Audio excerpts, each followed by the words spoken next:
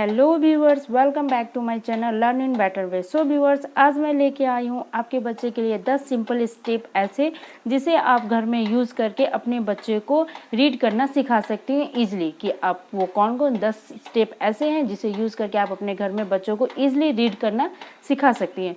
तो आइए सबसे पहला स्टेप हम जानते हैं। सबसे पहला स्टेप है use songs and nursery rhymes to build phonemic awareness. इसका मतलब होता है कि हमें हमारे बच्चे का धनात्मक मतलब ध्यान देने वाली चीज़ हम सोचते हैं कि ये सॉन्ग या फिर नर्सरी राइम्स जो होते हैं वो बच्चे को बस इंटरेस्ट के लिए और सिंगिंग ये सब वगैरह सिखाते हैं, बट ऐसा नहीं है। इससे आपके बच्चे लय पकड़ना, शब्द पकड़ना, शब्द का मीनिंग समझना, वो सब ऑटोमेटिक सॉन्ग से और नर्सरी राइम से सीख सकते हैं। ये नर्सरी राइम्स का इस्तेमाल करके आप अपने बच्चे को कौन से शब्द को किस शब्द के साथ जोड़ना है, कौन से शब्द को कैसे पढ़ना है, कौन से शब्द का प्रोनाउंसिएशन कैसा होता है, वो आपके बच्चे इजीली सीख पाते हैं। सेकेंड टॉपिक हमारा आता है make simple word card at home.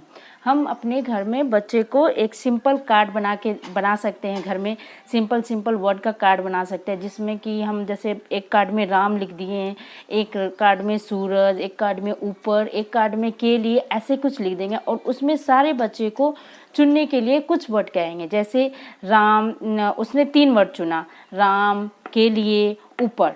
तो इसे बच्चे को सबसे पहले सिखाएंगे कि राम के प्रोनाउंसिएशन में कौन कौन से वर्ड आए।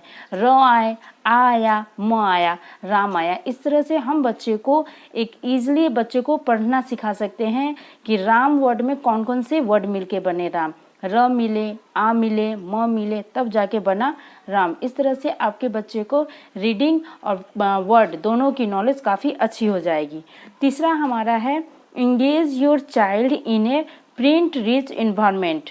हमें क्या करना है कि अपने बच्चे को हमेशा मतलब प्रिंट, उनके बेडरूम में हुआ कुछ प्रिंटिंग इन्वायरमेंट लगा देना, वॉलपेपर अच्छे लगाना, स्टिकर अच्छे लगाना, जिससे ऑटोमेटिक आप अगर उनसे पूछोगे कि व्हाट इज़ दिस, तो वो बता सकते हैं कि ये कैट है। आप उनसे पूछ सकते हो कि ये कैट का कौन सा कलर होता है, तो वो बता सकते हैं ब्राउन है।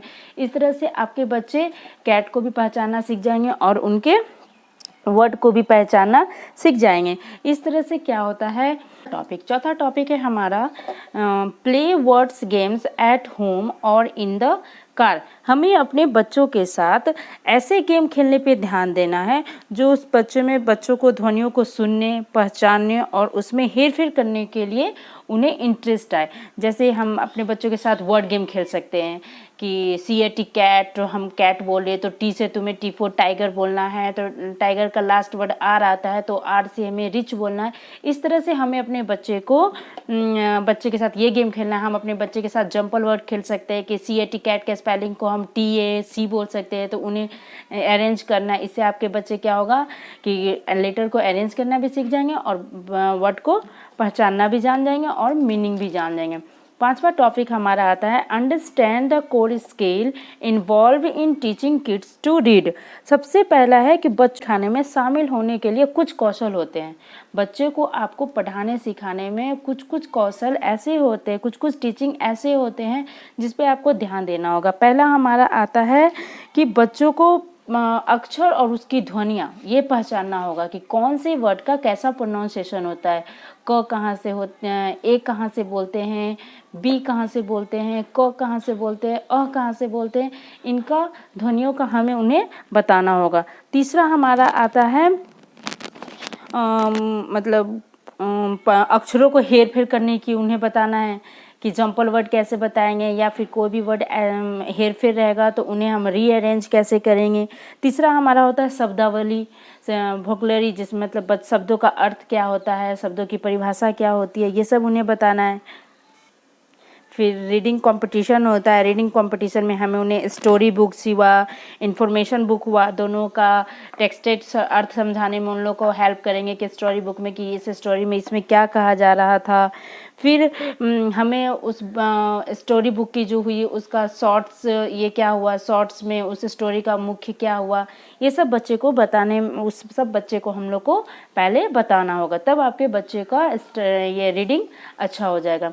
फिर हमारा आता है छठा टॉपिक है हमारा प्ले विथ लेटर मैग्नेट।